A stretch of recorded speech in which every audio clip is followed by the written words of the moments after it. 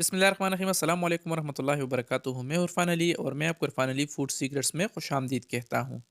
दोस्तों, आज मैं आपके लिए पकौड़ों की रेसिपी लाया हूँ। आज हम बनाएंगे गोभी के पकौड़े, लेकिन कुछ नए तरीके के साथ, कुछ नए अंदाज के साथ। इसमें हम सिर्फ एक चीज़ इजाफी ऐड करेंगे जिससे इसके क्रिस्पीपन में भी इजाफा होता है और इसके जायके में भी इजाफा होता है। तो चलिए फ्रेंड्स, स्टार्ट करते हैं इस मज़ेदार सी वीडियो को। गोभी के क्रिस्पी पकोड़े बनाने के लिए यहाँ पर हमने एक बाउल लिया है जिसमें हमने गोभी को ऐड किया है, जिसको हमने पीसेस में काट लिया है, आप इसे देख सकते हो।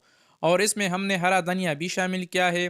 और पकोड़ों का जो मिक्स मसाला होता है, 1 चम्मच यहाँ पर हमने पकोड़ों का मिक्स मसाला भी इसमें शामिल किया है। और कुटी हुई लाल मिर्च भी यहाँ पर हमने हस्ब ज़रूरत इसमें शामिल किया है। आधा चम्मच यहाँ पर हमने काली मिर्च का पाउडर इसमें शामिल किया है। और आधा चम्मच यहाँ पर हमने साबुत ज़ीरे का इसमें शामिल किया है। इन सब मसालों को शामिल करने के बाद यहाँ पर हमने आधा चम्मच गरम मसाले का पाउडर भी इसमें शामिल किया है। और नमक को भी हमने हस्ब ज़रूरत इसमें ऐड किया है। इन सारे मसालों को शामिल करने के बाद अब यहाँ पर हम इसमें ऐड करेंगे बेसन को। यहाँ पर हम 3 चम्मच बेसन को भी इस बाउल में शामिल करेंगे, जिसको पहले हमने अच्छे तरीके से छान लिया था। 3 टेबल स्पून बेसन शामिल करने के बाद अब इसमें जो ख़ास चीज़ हम ऐड करेंगे वो है कॉर्नफ्लावर, यानी नशास्ते को। तो यहाँ पर हम तकरीबन 2 चम्मच नशास्ता इसमें ऐड करेंगे। नशास्ते से इसका क्रिस्पीपन भी बहुत बढ़ जाता है और इसका जो जायका है वो भी मज़ीद बढ़ जाता है। तो नशास्ते को ऐड करने के बाद इसको हमने बग़ैर पानी के अच्छे तरीके से मिक्स किया है। और मिक्स करने के बाद फिर हम इसमें थोड़ा थोड़ा करके पानी शामिल करेंगे और इसको मज़ीद अच्छे तरीके से मिक्स करेंगे। तो जनाब, अगर इस दौरान आप हमारे चैनल पे नए हो तो हमारे चैनल को भी ज़रूर सब्सक्राइब करें और घंटी के निशान को भी ज़रूर दबाएं, ताकि हमारी हर नई आने वाली वीडियो की नोटिफिकेशन आप दोस्तों को बर वक्त मिल सके। यहाँ पर हमने कढ़ाई को चूल्हे पे रख दिया है और हमारी जो घी है ये अच्छे तरीके से गर्म हो चुकी है।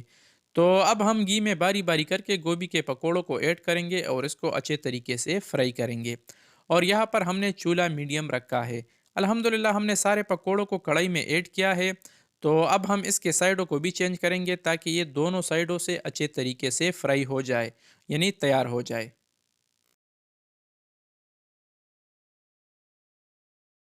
अल्हम्दुलिल्लाह दोस्तों, हमारी गोभी के जो क्रिस्पी और मज़ेदार पकोड़े हैं ये तैयार है, रेडी है।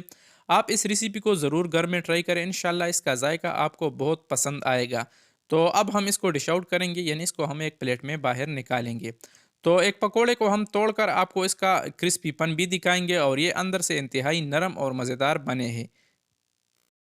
तो दोस्तों, कैसी लगी हमारी आज की आसान सी यूनिक और हेल्थी रेसिपी। उम्मीद करता हूँ आप दोस्तों ने हमेशा की तरह हमारी आज की आसान सी रेसिपी काफ़ी पसंद की होगी।